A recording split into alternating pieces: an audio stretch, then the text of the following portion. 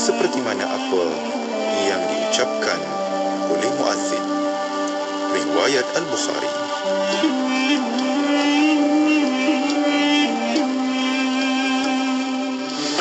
Rancangan ini dibawakan khas oleh Yayasan Global Ihsan Malaysia. Sediakan iftar dan sahur kepada mereka yang memerlukan sempena Ramadan ini. Hubungi talian 012-234-0413. Ingat Ihsan, ingat Global Ihsan. Tazkirah Ramadan, Ustaz Muhammad Rozi Harun. Assalamualaikum warahmatullahi wabarakatuh. Alhamdulillah, thumma alhamdulillah, alladhi an'amana bini'matil iman wal islam. Thumma alhamdulillah, alladhi kataba ala nafsihi rahmah wa arsala rasulahu Muhammadan lil anamir rahmah. Wassalatu wassalamu ala sahibi syafa'ah, nabiyyir rahmah. Sayyidina wa habibina wa syafi'ina wa zukhrina wa anta maulana Muhammadir Rasulillah wa ala alihi wa ashabihi wa man tabi'ahum bi ihsanin ila yaumiddin, amma ba'd.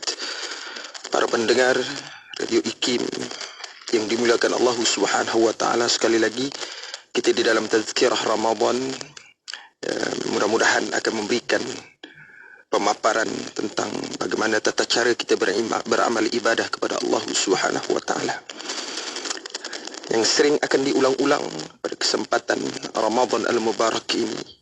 Ramadan adalah anugerah daripada Allah Subhanahu wa taala yang perlu kita tenun dan perlu kita hias bulan Ramadan kali ini dengan prestasi amal ibadah yang terbaik.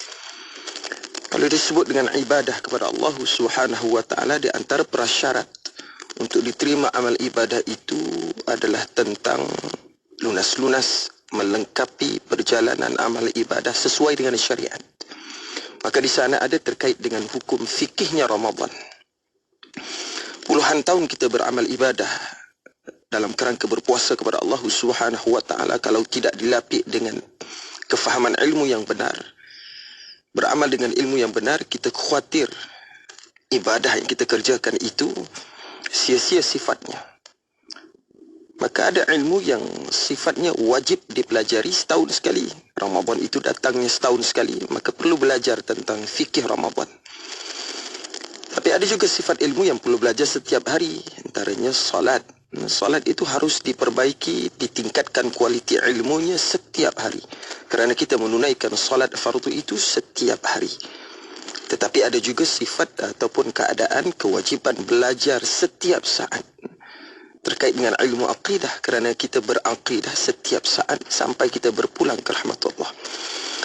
Maka sebab itulah di antara untaian pada kesempatan lembaran Tazkirah Ramadan hari ini, kita akan berbicara tentang ya pastinya Ramadan dan juga fikih-fikih terkait dengan Ramadan Al-Mubarak. Dan perlu kita awali dengan bagaimana cara kita menyambut Ramadan. Kita telah melewati barangkali, pergi kepada lembaran menghabiskan minggu pertamanya Ramadan. Tak terasa cepat waktu berlalu ni. Dan derasa saat detik ya, yang bergulir terus tanpa kita sedar. Kita sekali lagi bakal barangkali ditinggalkan Ramadan, seminggu dah berlalu. Nanti ke depan 2 minggu, 3 minggu, 4 minggu dah selesai Ramadan. Tak terasa waktu itu. Harus kita ingat, menyambut Ramadan, menjalani ibadah Ramadan itu berawal daripada kefahaman mengenai hukum hakam ibadah puasa. Dan kita juga harus memperbaiki. Ini berawal daripada keikhlasan kepada Allah Subhanahu wa taala. Benar puasa itu untuk Allah dan dilapik dengan ikhlas. Hebat manapun kita menahan makan tidak, minum tidak, berhubungan badan tidak, mohon maaf kalimah itu, dan itu harus pergi kepada bagaimana kita menampilkan keikhlasan terbaik. Dan inilah di antara ramuan orang-orang yang dekat kepada Allah Subhanahu wa taala dalam menampilkan ibadah puasa yang terbaik. Dan kita juga harus memperbanyakkan memohon keampunan daripada Allah Subhanahu wa taala di malam hari. Usai bertarawih, di hujung itu doa, bacaan doa, Allahumma innaka afuun karim, kan? Kita minta doa itu supaya benar-benar kita berhajat untuk mendapatkan pengampunan daripada Allah Subhanahu wa taala. Dan pastinya dengan kita menyambut Ramadan itu dengan memperbanyakkan Ramadan dan memperbanyakkan Al-Quran. Kerana bulan ini bulannya Al-Quran, dan bulan ini pelaburan terbesar tentang ladang pahala itu tentang membaca Al-Quran. Dan kita juga tidak ingin meninggalkan malam-malam di Ramadan itu dengan menghidupkan, dengan cara kita berqiyam, dengan cara kita berkumpul keluarga untuk saling memberikan tazkirah di antara satu sama lain. Dan itulah di antara yang menjadi tentatif yang sangat-sangat diutamakan dalam kehidupan seharian kita. Terkait dengan fikih Ramadan Al-Mubarak, pastinya berawal daripada bagaimana lafaz niatnya. Ini kita ulang-ulang sebagai ulang kaji lah. Barangkali ada yang sudah mengetahui, tetapi kita sebutkan sebagai ulang kaji. Nawaitu sawma ghadin an adai fardhi Ramadan hadhihi sanati lillahi ta'ala. Yang mafhumnya sahaja aku berpuasa pada esok hari pada bulan Ramadan tahun ini kerana Allah Subhanahu wa ta'ala. Tetapi kalau ada orang yang ingin berniat puasa sebulan terus pun boleh. Nawaitu sawma syahri Ramadana kullihi lillahi ta'ala. Saja aku berpuasa keseluruhan pada bulan Ramadan kerana Allah Subhanahu wa ta'ala. Adapun sebahagian para ulama membolehkan niat puasa sebulan pada malam pertama di Ramadan sebagai langkah berjaga-jaga, andailah kata terlupa untuk setiap hari. Namun dalam masa yang sama tetap wajib berniat puasa pada setiap malam di dalam bulan Ramadan. Itulah menurut mazhab kita Al-Imam Syafi'i. Tetapi sekiranya sudah berniat puasa sebulan dan terlupa niat puasa harian, maka puasa masih insya-Allah dikira sah. Itulah di antara kerana al-umuru bimaqasidiha, setiap urusan itu tergantung niatnya. Bahkan di pemaparan hadis, innal a'malu binniyat. Jangan memandang enteng tentang urusan niat ini, kerana niat ini sebagai prasyarat utama. Kita berpuasa itu kerana apa? Kita berpuasa itu hanya kerana Allah. Yang mendorong, yang memberikan motivasi terbesar dalam kehidupan kita, dalam prestasi amal ibadah kita itu tergantung sebagus mana niat kita kepada Allah Subhanahu wa ta'ala. Maka kalau disebutkan tentang, ini sedikit yang sering diangkat ke permukaan tentang bersahur itu, sejauh mana sahur itu memberikan jaminan. Sahur itu adalah perbuatan makan pada waktu sahar. Waktu itu disebut dengan waktu sahar. Perbuatan makan itu disebut dengan sahur. Walaupun itu menjadi bahagian, bukannya diwajibkan, tetapi ada keutamaan. Kerana waktu di antara waktu yang melekat padanya keberkatan adalah pada waktu sahur.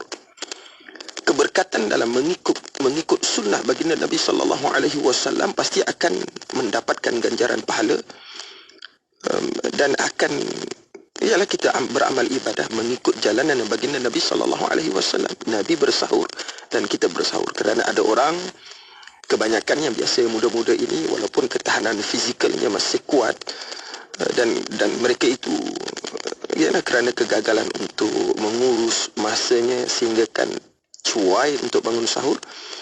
Tetapi harus kita berikan ingatan, sahur itu bukan sekadar makan. Walaupun makan berpahala pada waktu itu, apatah lagi kalau ibadah-ibadah yang lain. Begitu cara kita memahami. Kalaulah makan pada waktu itu pun dinilai sebagai amal ibadah yang terbaik yang harus kita persembahkan untuk berpuasa, apatah lagi kalau bangkit untuk berzikir, qiraatul Quran, qiyam, tahajud, qiyamul lail, apatah lagi yang lain-lain. Maka harus kita meletakkan posisi berfikir begitu. Kerana ini bulan yang dihidangkan Allah, ini bulan ladangnya pahala. Maka setiap yang kita lakukan itu harus bermanfaat untuk mendapatkan ridha dan kasih sayang daripada Allah Subhanahu wa ta'ala. Ada satu riwayat Anas ibn Malik, Nabi pernah menyebutkan mafhumnya bersahurlah, kerana di dalam sahur itu ada barakah, ada keberkatannya bersahur. Ada keberkatan terkait dengan tempat, ada keberkatan yang melekat pada waktu. Di antara keberkatan yang melekat kepada waktu itu adalah waktu sahur. Bagaimana hukum orang yang tidak bersahur? walaupun puasa itu tetap sah bagi orang yang tidak bersahur, tapi harus diingat puasa orang yang tidak bersahur akan sedikit akan mengundang mudarat, kerana barangkali badannya itu, ini dari segi kesehatannya, kerana kita perlu menghadapi perjalanan waktu, tidak makan pada waktu yang lama, minum air pada waktu yang lama, menahan dahaga waktu yang lama, maka ini akan menggugat kesihatan badan kita. Maka sahur adalah sesuatu yang harus kita titik beratkan supaya perjalanan amal ibadah puasa kita keesokan harinya akan lebih bersemangat, akan lebih mendatangkan keberkatan. Orang yang bersahur itu mendapatkan waktu awal daripada hari-hari yang dijalani, maka insya-Allah kemuliaan itu akan bersangkutan. Lihatlah ini pengalaman kebanyakan orang, kalau terlepas waktu sahur seolah-olah puasa pada hari itu meaningless lah, tidak ada maknanya, kerana terlepas keberkatan pada waktu itu. Baik, terkait dengan fikih Ramadan yang lain yang masyhur yang sering kita abaikan itu adalah tentang bagaimana tata cara kita berbuka puasa. Setelah berjam-jam makan tidak, minum tidak. Dan ini juga terkait dengan waktu yang dimuliakan oleh Allah Subhanahu wa taala, iaitulah waktu ketika kita iftar. Kita iftar, berbuka puasa, kita berbuka puasa. Ada doa yang harus kita baca yang menjadi tuntunan, yang menjadi kemuliaan kalau kita membacakan doa ini. Allahumma laka sumtu wa bika amantu wa ala rizqika aftartu. Ya Allah, untukmu aku berpuasa. Cantik kalau difahami tentang isi makna yang tersurat maupun yang tersirat dalam pemaparan kalimah doa kepada iftar ini. Ya Allah, untukmu aku berpuasa dan dengan rezeki darimu aku berbuka. Di situ ada keyakinan bahawa kita berpuasa kerana Allah. Jangan diniatkan, jangan dimaksudkan kepada yang lain. Kita berpuasa kerana Allah. Kita menahan dahaga dan lapar itu kerana Allah, dan Allah akan memberikan ganjaran. Dan kita berbuka dengan rezekinya Allah, dan kita bersyukur atas urusan ini. Dan kita berbuka dengan doa itu seolah-olah nak digubah perjalanan ibadah pada hari itu. Maksud dan tujuannya hanya kerana Allah Subhanahu wa taala. Di sana ada khazanah lautan, ada lautan keluasan, khasiat, fadilah, latihan daripada puasa ini. Bagaimana kita mengikhlaskan diri kepada Allah Subhanahu wa taala. Setengah orang melihat puasa ini sebagai amal yang akan melemahkan tubuh badan. Tetapi sebenarnya dia menguatkan rohani. Kerana rohani yang kuat itulah yang akan memudahkan perjalanan amal ibadah sampai kita dipanggil pulang oleh Allah. Orang yang mampu berdiri untuk solat malam tidak menjadi syarat sihat tubuh badannya. Ada orang sakit tapi mampu bangun tengah malam. Ada orang sakit tapi mampu untuk bertarawih di masjid dan surau. Ada orang masya-Allah kesempitan tapi mampu untuk infak sedekah. Kerana walaupun pada zahirnya kita memandang orang itu sakit ataupun lemah, tetapi kekuatan rohani yang menghadirkan amal ibadah itu. Maka wajar kalau kita lihat di tengah-tengah masyarakat kita, ada orang yang sudah dilanjutkan usia oleh Allah, istiqamahnya luar biasa. Kita ke sana ke sini setiap malam, kita datangi surau masjid. Kalau berulang kali kita datang ke tempat yang sama, kita akan lihat wajah-wajah orang yang sama datang. Kerana kekuatan istiqamahnya, keyakinannya beramal ibadah. Kerana perjalanan, pengalaman yang cukup jauh, mematangkan dan menghadirkan pribadi bahawa hidup itu kan mutlak kerana Allah. Maka dihias setiap aturan perjalanan kehidupan untuk dipersembahkan kepada Allah Subhanahu wa taala. Maka itulah yang harus kita jadikan sempadan dalam kita beramal ibadah kepada Allah Subhanahu wa taala. Pelajari ilmu-ilmu yang bersabitan. Mudah-mudahan amal ibadah kita khusus untuk Ramadan kali ini diterima oleh Allah Subhanahu wa taala. Tazkirah Ramadan di IKIM FM, inspirasi utama anda. Assalamualaikum warahmatullahi wabarakatuh. Rancangan itu tadi dibawakan khas oleh Yayasan Global Ihsan Malaysia. Rebut ganjaran pahala dengan menaja iftar dan sahur sempena Ramadan ini. Hubungi talian 012-234-0413. Ingat Ihsan, ingat Global Ihsan. Penderitaan yang tiada kesudahan teriakan anak-anak Gaza tidak dihiraukan. Rebut ganjaran pahala berlipat ganda seumpama orang yang berpuasa hanya serendah RM25. Mari bersama Yayasan Global Ihsan Malaysia dengan menaja iftar dan sahur sepanjang Ramadan yang mulia ini. Untuk maklumat lanjut, hubungi kami di talian 012-234-0413 atau layari www.globalihsanrelief.org.my. Ingat Ihsan, ingat Global Ihsan.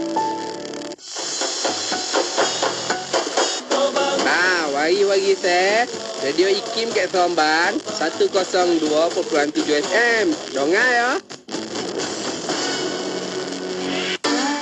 Kapsul tafsir Al-Quran ini dibawakan oleh Kamal & Kamal Pest Control. A'udzu billahi minasy syaithanir rajim. Wa nunazzilu minal Qur'ani ma huwa shifaa'un wa rahmatun lil mu'minin. وَلَا يَزِيدُ الظَّالِمِينَ إِلَّا خَسَارًا. Dan kami turunkan dengan beransur-ansur dari Al-Quran itu ayat-ayat suci yang menjadi ubat penawar dan rahmat bagi orang-orang yang beriman kepadanya. Dan sebaliknya Al-Quran tidak menambahkan kepada orang-orang yang zalim melainkan kerugian juga. Saudara pendengar sekalian, Al-Imam Al-Mawardi dalam kitabnya An-Nukat wal Uyun mengatakan bahawa syifa ataupun penawar dalam ayat ini membawa maksud penawar daripada kesesatan, kerana dalam Al-Quran terdapat petunjuk. Yang kedua dikatakan penawar daripada penyakit, kerana Al-Quran di dalamnya ada keberkatan.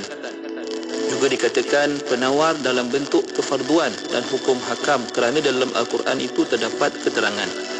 Maka kalimah rahmah pula membawa maksud petunjuk, keberkatan dan keterangan. Sementara kerugian yang bertambah dimaksudkan dengan pertambahan pendustaan atau pertambahan azab yang disediakan Allah di akhirat bagi orang-orang yang zalim. Ayat ini merupakan salah satu daripada 6 ayat yang dipanggil sebagai ayatul syifa. Ia mengandungi kelebihan atau dipanggil khasiyah untuk dibaca bagi kesembuhan penyakit.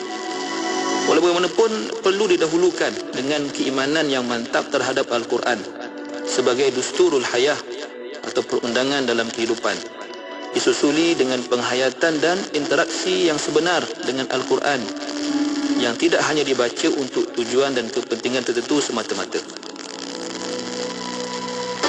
Kapsul tafsir Al-Quran itu tadi dibawakan oleh Kamal & Kamal Pest Control. Kamal & Kamal Pest Control, penerajuk perkhidmatan kawalan serangga anai-anai Bumi Putera Islam sejak 1985, memenuhi piawaian ISO 9001 dan berlesen oleh Jabatan Pertanian Malaysia. Pertama di Malaysia, inovasi kawalan anai-anai 7 tahun jaminan untuk perlindungan kediaman anda. Kamal & Kamal sedia dihubungi di 019-755-2625 atau di www.kamalandkamal.com. Zuhur Baz 106.2. In this month of Ramadan, IKIM FM must invite you to a special journey of reflection and enlightenment. Successful to me is something that people see on the outside, the material need. But you can never achieve that success now and akhirah if you're not a good person. Get ready for an extraordinary experience filled with inspirational sharings and uplifting messages that will transform your Ramadan like never before. Life does not happen to me. Life happened for me to learn and become better. Tune in to Light of Life Ramadan Special with Professor Datuk Dr. Muhayya Muhammad every Saturday from 5 to 6 p.m. Don't miss out this exclusive program, special only during Ramadan, only at IKIM FM, Inspirasi Ramadan Anda. نصائح رمضانية. الغذاء الذي يتناوله الصائم يؤثر بشكل كبير في تحمل العطش أثناء ساعات الصيام، وخصوصا في الأجواء الحارة. ولضمان تزويد الجسم بحاجته من المواد الغذائية والسوائل، فإن الماء يعتبر أفضل السوائل التي تروي العطش في رمضان، وبتفوق على باقي السوائل المستهلكة بكمية كبيرة في شهر الصوم، لأنها تحوي على السكر ولا تعوض عن معدل الماء المفقود خلال النهار. كما أن الإكثار من العصائر والمشروبات الرمضانية والغازية يؤدي إلى زيادة امتلاء المعدة وبالتالي يعيق عملية الهضم. يستطيع الصائم المحافظة على سوائل الجسم في رمضان من خلال عدم التعرض للحرارة الشديدة وتجنب النشاط البدني العنيف خلال النهار، لأنه يؤدي إلى فقدان كمية كبيرة من السوائل من الجسم والجفاف، لأن المحافظة على سوائل الجسم يسهم في الحد من تفاقم العديد من المشاكل الصحية، لا سيما لمن يعاني من الأمراض المزمنة كمرضى السكري والكلى، مما يتطلب استهلاك كمية كافية من السوائل خلال الليل لتعويض ما فقده الجسم نهارا. Masjid Alwi, Kangar, Perlis. Salah satu bangunan yang tertua di Bandar Kangar ialah Masjid Alwi yang telah dibina pada tahun 1931. Masjid Alwi Kangar adalah salah satu mercu tanda syiar Islam di negeri Perlis. Sejarah masjid ini telah dicatat di atas sebuah batu peringatan di hadapan masjid tersebut dalam 4 bahasa, iaitu bahasa Malaysia, bahasa Inggeris, bahasa Cina dan bahasa Tamil. Menurut catatan sejarah masjid tersebut, Masjid Alwi Kangar telah dibina pada tahun 1931 dengan perbelanjaan sebanyak RM64,684. Dana bagi perbelanjaan ini diperoleh melalui kutipan wang zakat, derma dari pegawai-pegawai kerajaan yang beragama Islam dan saudagar-saudagar Islam serta peruntukan dari kerajaan negeri Perlis. Usaha-usaha mengumpulkan dana bagi membangunkan sebuah masjid di Kangar semenjak tahun 1920-an lagi, dan pembinaannya telah dimulakan semenjak perkhidmatan pegawai penasihat British Mr. MC Hay. Pembinaan masjid ini bermula pada tahun 1931 dan pada bulan Februari 1932 semasa perkhidmatan Mr. O.E. Venables barulah masjid tersebut siap dibina. Ia telah dibuka dengan rasminya oleh Duli Yang Maha Mulia Raja Negeri Perlis, Raja Alwi Ibni Almarhum Tuanku Said Safi Jamalilail pada 14 Syawal 1351 Hijrah bersamaan 10 Februari 1933. Masjid yang begitu indah ini telah dinamakan sebagai Masjid Alwi, iaitu sempena nama Raja Perlis ketika itu. Masjid ini dibina berkonsepkan seni bina Mughal klasik, iaitu pada bentuk kubah masjid ini. Ia mempunyai persamaan dengan Masjid Zahir di Kedah. Terletak di tengah-tengah ibu negeri, kebanyakan tarikan utama di Bandar Kangar berada dalam jarak berjalan kaki dari Masjid Alwi. Antaranya ialah Menara Jam Besar dan juga beberapa pilihan penginapan di Bandar Kangar. Masjid Alwi juga telah didaftarkan sebagai tapak warisan negara pada 2 Februari 2018. Sehingga kini, Masjid Alwi masih digunakan dan menjadi antara masjid utama di negeri Perlis. Pelbagai program pengimarahan dan kemasyarakatan seperti kuliah mingguan dan lain-lain dilaksanakan dengan sebaiknya.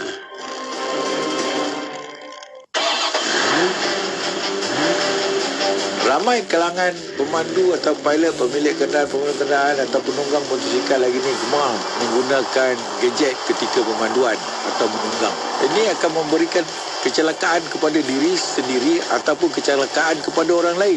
Janganlah kita sebagai penyebab menyebabkan orang lain mati atau orang lain susah atau orang lain cedera. Kerana bukan kita kesorangan bila berada di atas jalan raya. Jauhkan diri anda daripada gadget ketika pemanduan dan juga menunggang motosikal. Jadilah pemandu bijak, kocik selamat, jiwa selamat, harta selamat. Keselamatan diutamakan. Gaza dan Yaman berlainan negara, namun berkongsi rasa derita yang sama. Yaman masih belum pulih, Gaza pula terus diserang hingga tidak tahu bila kesudahannya. Mari bersama kami, Pertubuhan Kasih Insan, menyalurkan lori bekalan air bersih untuk mereka. Semoga dengan keberkatan Ramadan ini, terhapus duka air mata mereka yang amat memerlukan. Hubungi 012-7030-788 atau layari kasihinsan.org. Keranamu Yaman, demimu Gaza. Dalam dunia internet dan media sosial ni, saya selalu risau tentang apa yang anak saya tonton. Banyak video yang tak ditapis, yang bukan-bukan. Tapi Alhamdulillah, sekarang ada Durio Plus. platform yang menawarkan lebih dari 9,000 video yang selamat dan sesuai untuk tontonan kanak-kanak Islam. Dan yang paling best, Ramadan ini siri animasi Islamik sci-fi aksi Kebangkitan Khalifah akan ditayangkan. Akhirnya, animasi hero Islamik yang sesuai dan penuh pengajaran untuk anak-anak kita. Jadi, jom muat turun aplikasi Durio Plus di Play Store dan App Store atau layari www.durioplus.com sekarang. Durio Plus, platform video selamat untuk kanak-kanak Islam. Ayuh kita, lipat gandakanlah rezeki kita dengan menyumbang seikhlas yang mungkin kepada pembinaan Masjid Kampung Sungai Pusu Gombak Selangor di laman sesawang masjidsungaipusu.com atau terus ke akaun Bank Islam Jawatan Kuasa Pembinaan Masjid Yusof 14162011000520. Jom berwakaf. Sentiasa bersama berkongsi info terkini. Setakat ini tidak menerima sebarang permohonan daripada mana-mana pihak terdapat trailer rosak di kilometer Pastinya di IKIM FM, inspirasi utama anda.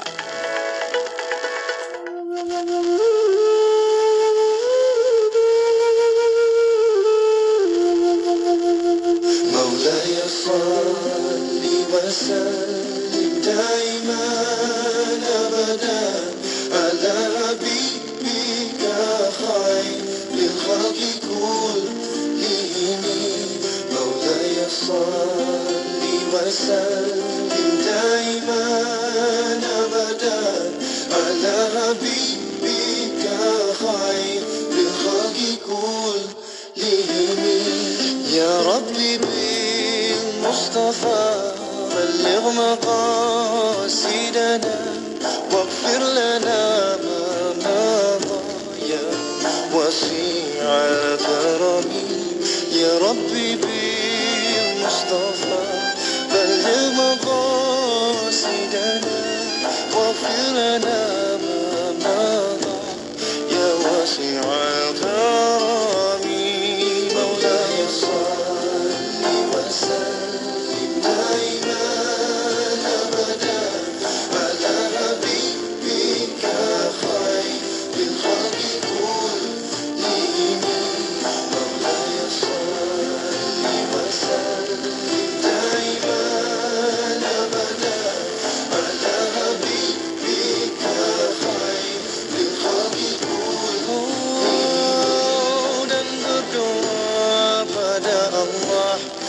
memiliki purnama terbelah hati baginda, dibuangkan kotorannya, dan yang sakit yang sembuh, yang berhajat pun telah makbul dengan berkat sentuhannya, dengan berkat doa